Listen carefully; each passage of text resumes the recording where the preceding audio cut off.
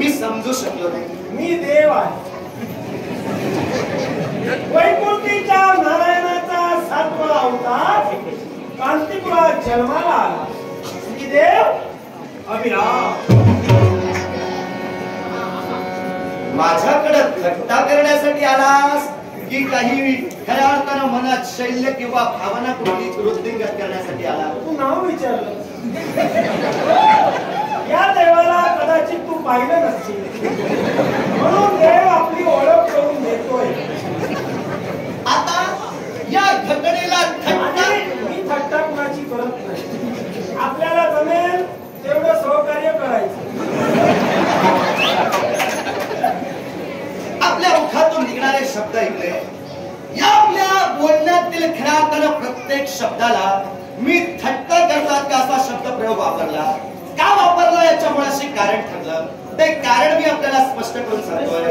आपण काय म्हणाला, मी श्रीदेव आणि नाव काय म्हणाला, देव अभिराम। अभिराम कारण वैकुंठीचा नारायण 7व्या अवताराला जो अवतीर्ण झाला ते तुम्ही म्हणाला। वैकुंठीच्या नारायणाने जो 7वा अवतार घेतला तो मर्यादा पुरुषोत्तम श्रीराम, त्या रामांच्या चरणी खऱ्या अर्थानं आम्ही आमचं मस्तक झोपिलं असतं। पण थट्टा म्हणाल्याच्या मुळाशी कारण काय माहितीये का, नेत्रासमोर उभी असणारी व्यक्ती रामासारखी दिसली पण तुझ्यात राम काही दिसला नाही।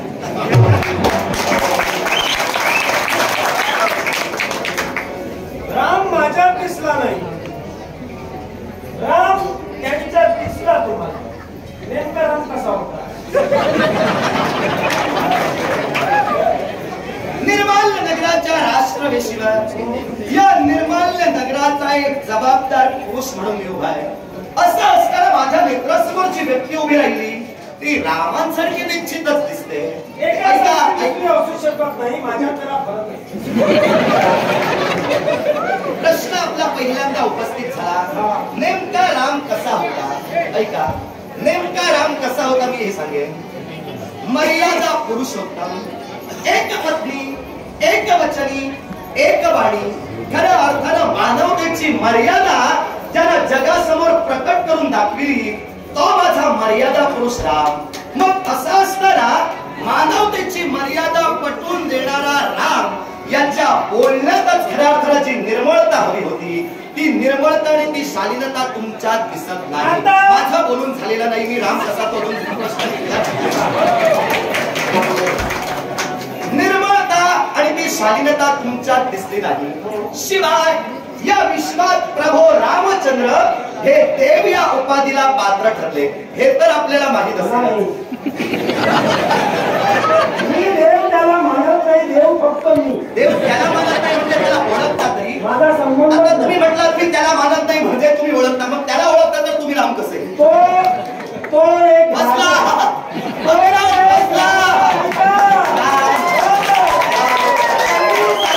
म्हणजे मी फसवाच्या भ्रमात राहू नका। बोला तेव्हा फसवेने तुला कळलं, बोलू नका, घेऊन चला, बोलू नका, मी उभा आहे तुमच्या समोर फसवून सांगतोय। तुम्ही म्हणाला तो राम, तो देव नव्हेच ना, 7वा अवतारी तो उभा आहे।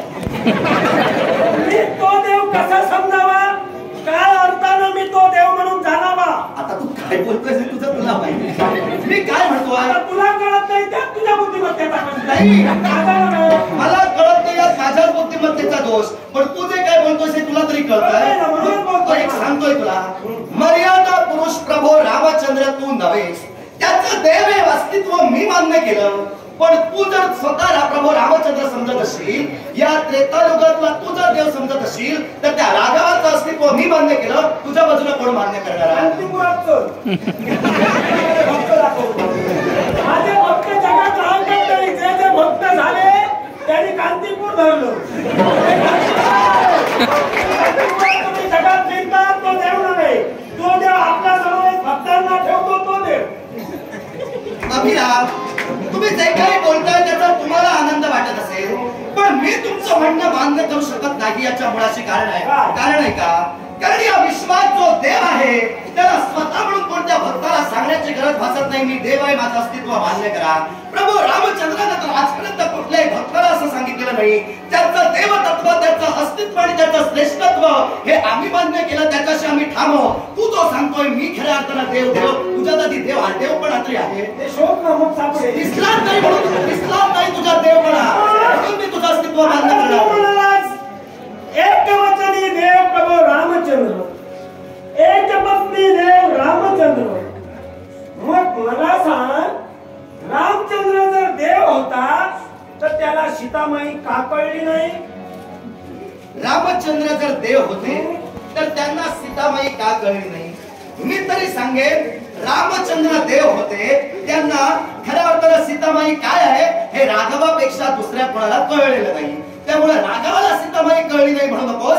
राघवाशिवाय सीतामाई काय हे या जगात कुणालाच कळलं नाही असा आधी शब्द प्रयोग होतो. कळली नाही तर तिच्यावर अन्याय तुम्ही देव म्हणून का केला? आम्ही देव म्हणून तुमच्या प्रभूनं अन्याय केलाय तिच्यावर. स्पष्ट करा. एकच लगेच गोष्ट करून लगेच सीतामाईचा चौऱ्या कर्मचाऱ्यांच्या दिशानं केलं. तिच्याकडून तुम्ही तिला सोडून आणला. मग पुढे सीतामाईचं काय झालं? पुढे सीतामाई खऱ्या अर्थानं प्रभू रामचंद्रांना त्यागावी लागली. याच्या मुळाशी कारण होतं. कारण हे आता तरी जगविख्यात आहे. एवढे दिवस तू कुठे होतास तुझं तुला माहिती. तुझ्या समोर आलो त्यावेळी विचार. मग ज्या अर्थी प्रश्न उपस्थित केलास, अरे या मागची सखोल स्थित्यंतर आणि या मागची घटना ही या विश्वात आता जगस्कृत झाली. घटना प्रत्येकाला माहित आहे. मग तुझं राम राम म्हणतोयस तर तुला कसं माहित नाही? सीतामाईचं काय? तू बोलणं झालेलं नाही. तो एक पत्नी होता, माझ्याजवळ पत्नी नाही. अपेक्षा नव्हती या संभाषणाची. अरे राष्ट्रवेशीवर येऊन तू काय बोलतोय? कारण तू जसं बोलणार तसं मी बोलणार. भक्ती आजपासून माझी कर, त्याबद्दल मी तुला बोलणार. भक्तानं कुणाची भक्ती करावी हा त्या भक्ताच्या मूलभूत हक्काचा आणि अधिकाराचा प्रश्न आहे. देवाला सांगायचं नाहीये माझी भक्ती करत या विश्वात 33 कोट देवता, बरोबर? 33 कोटी देवता, 33 कोट देवता कोण कोणते आहेत तुला अजून माहित नाही. ठिकाणी मला देव आता जर तू सांगतोच आहेस 33 कोट देवता कोण तर 33 आधी मुळात असा प्रश्नार्थक प्रश्न कोणाला करू नको. ज्या ती सांगितलं तू बोलताना सुद्धा जपून बोल, ते मला कळेल असं बोल. म्हणजे थोडक्यात आता तू बोलून मोकळा झालास. तत्वाचं आणि मुद्द्याचं बोलणं तुला कळत नाही. तुझ्याशी बोलताना असंच बोलायला हवं. तत्व आणि मुद्दा यात होता काय? जरूर होता. मी म्हणालो त्यात होतं का? जरूर होता. तेव्हा मी काय म्हणालो, जे बोलतोयस त्याला प्रश्न निर्माण होऊ नये असं बोल, जेणेकरून मी तुला प्रश्न विचारणार नाही. आता प्रश्नार्थक पद्धतीचा प्रश्न केलास. माझी विनंती, प्रश्नार्थक पद्धतीचा प्रश्न या पुढे तरी कुणाला विचारू नकोस. उपस्थित झाला म्हणून उत्तर देतोय. तू काय सांगितलं? 33 कोट देवता. मग 33 कोट देवता कोण कोणते? ऐक. 12 आदित्य, विवस्वान, अर्यमा, पुषा, त्वष्टा, सविता, भग, धाता, विधाता, वरुण, मित्र, सुरेश आणि त्रैविक्रम. 12 आदित्य, पृथ्वी, आप, तेज, वायू, आकाश. खऱ्या अर्थानं अष्टवसूंची गणना होते, बरोबर? आप ध्रुव, सोमधर, अनिल, अनल, प्रत्युष आणि प्रभास, बरोबर? त्यानंतर 11 रुद्र, मनु, मन्यू, महत, शिव, उम्रतेरस, कामदेव, वाम. खऱ्या अर्थानं महादेव, शंकर, ऋतुभर, 12 आदित्य, अष्टवसु, 11 रुद्र, देवेंद्र आणि प्रजापती. संख्या किती झाली? 33 झाली ना? या 33 कोट देवता.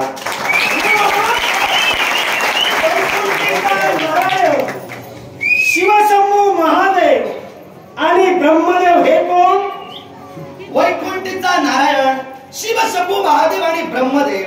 खऱ्या अर्थानं या विश्वात ओंकारापासून ध्वनी, ध्वनीपासून माया आणि मायेपासून ज्या 3 गुणांची निर्मिती या विश्व विस्तारासाठी झाली ते खऱ्या अर्थानं रज, तम, सत्व गुण होते ते. आणि यात आता तुला देव दिसला नाही याचं कारण सांग. कारण मी वैकुंठीच्या नारायणाचा अंश आहे. 7व्या अवताराला मी निघलो आहे. त्यामुळे त्या 33 कोट देवताच तुला मी मिळालो. ऐक आजपासून चालू कर. हा, देव अभिरामाची भक्ती नक्की तुझ्या इच्छाकांक्षा मी पूर्ण करेन. अभिराम सहसा असं म्हणजे डळमळीत देव अभिराम बोल. सहसा डळमळीत भाष्य मी करत नाही. माझ्यात जो राजेपणा आहे तो राजेपणा मी टिकवण्याचा वेळोवेळी तो प्रयत्न करतो. घडवायला मला वेळ पण लागला. तू आता असा उभा राहिलास म्हणून काही क्षण तुझ्याशी असा बोललो तेव्हा आता जो मुद्दा मांडशील तो थट्टेवर घेऊ नको, तत्वाचा बोल. प्रश्न उपस्थित झाला. ऐक, ऐक, प्रश्न तुझा उपस्थित झाला. गोष्ट तुझी ऐकायला मी तुझा आशंकित करे. प्रश्नाचा उत्तर तुला दिलेला. देव म्हणून आलोय. देव म्हणून मला ऐक, स्वीकारतो. तुझा मुद्दा उपस्थित झाला. वैकुंठीच्या नारायणाचं देव तत्व जर अखिल विश्वानं मान्य केलं तर तू क्रांतीपूर नगराचा राजा असं तू म्हणालास. मग क्रांतीपूर नगराचा राजा अभिराम एक राजकर्ता सुवर्ण न्यायदंड हाती घेतो त्यावरती खऱ्या अर्थानं तो विष्णू अंश मानला जातो. कारण या विश्वाच्या पृथ्वी राजकर्त्याने जन्म घेतला. या पृथ्वी राजकर्त्यांनी मेदिनीचं दोहन केलं होतं. अर्थात त्या मेदिनीला पृथ्वी राजकर्त्यांवरून पृथ्वी म्हणून ओळखलं गेलं.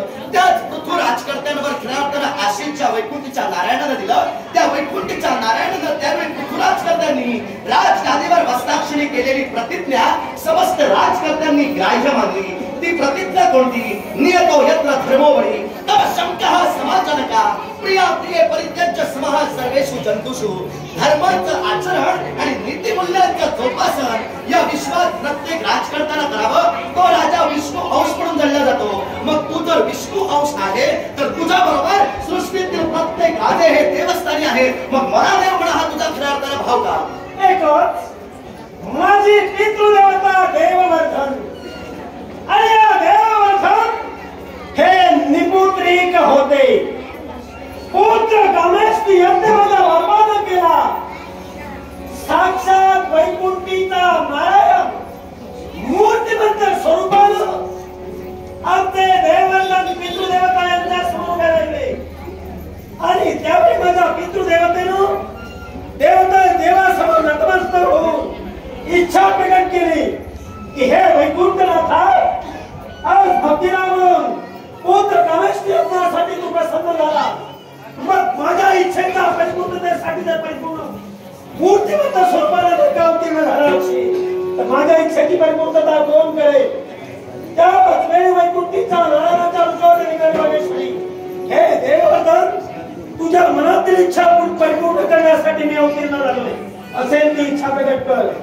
त्यावेळी बाप देववर्धन याने माझ्या पोटी पुत्र जन्माला यावा आणि तो पुत्र जन्माला आल्यानंतर देव वैकुंठ नारायणासारखा असावा. देव वैकुंठीच्या नारायणाप्रमाणे त्याचा वर्ण असावा. मानवांना पहा. आणि म्हणून जर तुला देव म्हणावं तर मी तुझं अस्तित्व मान्य करू शकत नाही. याच्या मुळाशी असणारं कारण भक्ताला देवाला कोणतं फूल वाहावं हा प्रत्येक भक्ताच्या मूलभूत अधिकाराचा प्रश्न आहे. या विश्वात भक्तानं नवविधा प्रकारे कोणत्याही प्रकारात भक्ती करावी. अर्थात भक्ती पुढे कधी कुणाची कशी करावी याला देवतांचं बंधन नाही. तेव्हा मी विनंती करतोय आम्ही विचारताना आमच्या मनाच्या गाभाऱ्याच्या देवाला स्थान दिलं त्याच देवाची आम्ही भक्ती करणार. आम्ही तुमची भक्ती करू शकतो. प्रश्न माझा एकच. निर्माल्य नगराच्या राष्ट्रवेशीवर तुमची माझी क्रांती का आल्याला थेट सावधानी शब्द केला. काय तुमचा याचाही मला शिकायला सामुद्र ऐकणार असेल कारण राज्याची जबाबदारी म्हणून तुझी पण त्या जबाबदारीची हे मला पाहिजे होतं. सामुद्र ऐकण्याची माझ्या शेवटात शस्त्र हाती घेतलं पण मी आता तुला तसा सोडणार नाही. सगळे मला जमेल ते कर. माझ्या आता एका प्रश्नाचं उत्तर दे.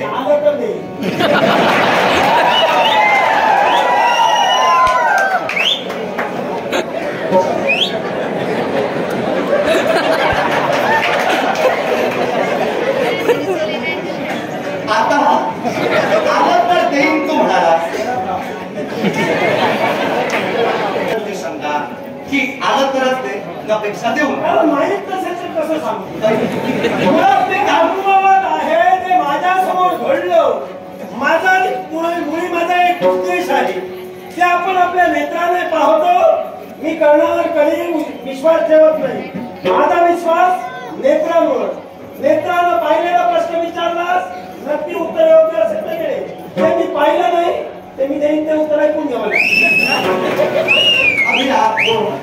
खऱ्या अर्थाने क्रांतीपूर नगराचा राजा, क्रांतीपूर नगराच्या तमाम जनतेच्या संरक्षणाची जबाबदारी तुझ्या शिरावर घेतली.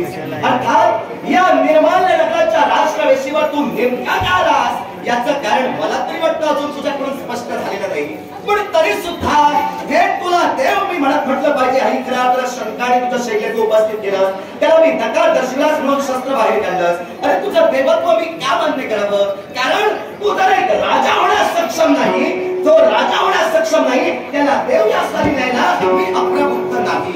तेव्हा आधी मुळात मी ठामपणे सांगेन, क्रांतीपूर नगराचा राजा या पदाला आधी तू सक्षम नाहीस. कसा हे मी तुला पटवून देणार. ते पटवून देण्याबद्दल माझा आधी आहे. तू म्हणालास राजा या सौदेला तू पात्र नाहीस. मी सम्राट आहे म्हटलं. मी क्रांतीपूरचा सम्राट आहे. माझ्या राज्याच्या माझ्या आज्ञेत कित्येक राजराजेश्वर माझं मांडलिकत्व स्वीकारून माझ्या आज्ञेत वावरत आहे. तेव्हा राजा म्हणायला योग्य नाही हे शब्द पुनश्च उच्चारू नको. का उच्चारू नको? कारण मी सम्राट आहे. मी स्पष्ट करून दिला. मी जर सम्राट नसेल तर असाच तुझ्या राज्यापर्यंत जा आणि तुझ्या राजकर्त्यांना विचार, क्रांतीपूर नरेश राजा अभिराम हा सम्राट आहे की नाही. सम्राट नाही जर म्हणाला तर तुझ्या नगरीचं मांडलिक करून हा अभिराम सदैव सेवेत राहील. आकाशाला हात लावायला जाऊ नको. फक्त मुद्दा उपस्थित केला. मी काय म्हणालो? सम्राट जरी तू असलास तुझ्या म्हणण्यानुसार, अरे सम्राट पदाचा किरीट नेत्रासमोर असला म्हणजे खऱ्या अर्थाने आपल्या मस्तकावर असला म्हणून तो सम्राट या सौदेला पात्र असू शकत नाही. माझ्या मतानुसार मी काय म्हणालो? मुळात आधी राजा होण्याची तुझी योग्यता नाही. कशी ही मी तुला पटवून सांगणार. मला सांग, खऱ्या अर्थाने तुझ्या क्रांतीपुरातील एक खऱ्या अर्थाने सेवक नाव ज्याचं निरोत्तम, या निरोत्तमाला प्रभू रामचंद्राच्या नावानं नामांकित झालेली एक शिळा जी जलावर सुद्धा तरंगू शकते अशी खऱ्या अर्थाने ईश्वर कृपेनं प्रदान झाली होती. याची तुला कल्पना असेलच किंवा नसेलच, माझा संबंध नाही. पण खऱ्या अर्थाने सांगणार तू बोलत राहा. तुला या प्रश्नाचं उत्तर नक्कीच मी देणार आहे. नामानं सांगू नकोस असं उत्तर दिलं तसं उत्तर दिलं, ते उत्तर माझ्या हातात आहे आणि ते नक्कीच तुला देणार आहे. राम नामानं मंत्रांकित असणारी खरी शिळा, ती शिळा जलावर सुद्धा तरंगू शकते असं त्या शिळेचं पावित्र्य होतं. मग ती शिळा एका सर्वसामान्य तुझ्या राज्यातील नागरिकांकडून तू चोरण्याचा प्रयत्न केला होता. बोलून नाही झालं तरी शब्द दाखवून मी चोरलेली नाही, कारण तो अधिकार आमचा होता. जी गोष्ट आमच्या राज्यात मिळते जी नाविन्यपूर्ण आहे तिच्यावर अधिकार राजाचा सम्राटाचा. काहीतरी सांगू नको चोरून म्हणून. मग तुझ्यावर त्याच्यावर अधिकार होता तर निरोत्तमाकडे असणारी खऱ्या अर्थानं ती राम मंत्रांकित शिळा तू अधिकारानं का मागितली नाहीस? अधिकारानंच मागितली होती. अधिकार काहीतरी सांगू नको. मागितली मूर्ती मी. तुला कसं कळलं? मूर्ती नाही, शिळा.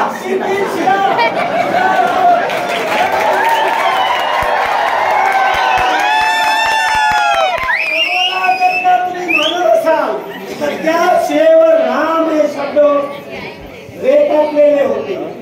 ती मूर्ती ज्यावेळी मी माझ्या हातात घेतली त्यावेळी त्याचे छिन्न विछिन्न तुकडे होऊन ती अदृश्य झाली. याचाच अर्थ ती शिळा शापित होती आणि माझ्याकडून तिचा उद्धार होता.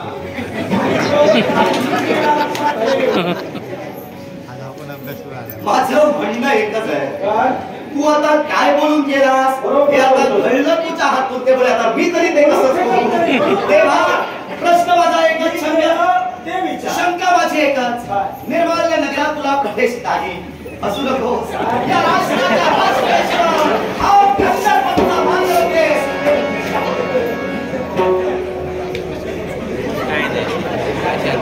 राष्ट्रेश्वरचा मार्ग आपल्या निर्माल्य नगराचा एक खंड पडवतोय. तेव्हा पुढे जाऊन तू काय करशील याची कल्पना आहे.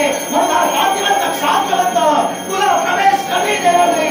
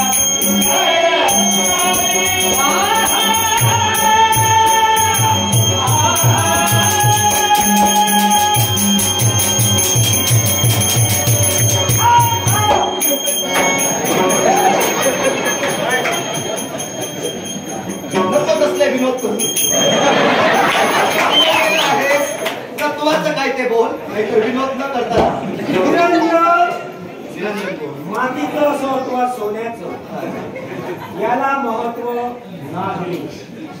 ते प्रज्वलित कितपत होतंय आणि ते महत्व कोणाचा कोणत्या याच्यापेक्षा जन्माला येऊन मी श्रीदेव मोठेपण आहे. एक ना एक दिवस असा जीवनात उजाडेल देशा.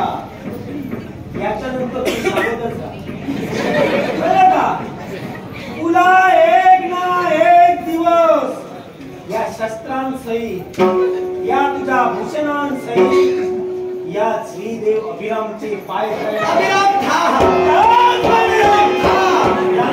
माझ्या वडिलांना सांगितल्याशिवाय मी जाणार नाही. जनालातला मी नव्हे थांब म्हणून सांगत नको. माझ्या वडिलांची मला शिकवण आहे. कंदर्प नसती आव्हानं कुणाची स्वीकारत नाही. आम्हाला सुद्धा आजोबा होते. आव्हानाला वेळोवेळी मी प्रति आव्हान देतो. तेव्हा तू कधीही केव्हाही कसंही कंदर्पाचं काय करतोस हे मला पाहायचं आहे. तुला जशी पितृदेवता होती तसे आजोबा मला होते. तेव्हा माझ्या आजोबांच्या पराक्रमात मी लहानाचा मोठा झालो, बापाच्या नव्हे. तेव्हा तू काय म्हणालास? आव्हानाला आव्हान देतो, मी आव्हान घेतो. लक्षात ठेव, आव्हान जर मला करशील ना तेव्हा ते तोंड कशी पडशील लक्षात. आणि ती वेळ येऊ नये असं वाटत असेल अरे जा तर असेच सांगतात. जेव्हा मी येतो ना परत जेव्हा येतो ना असं काहीतरी बोलून जा.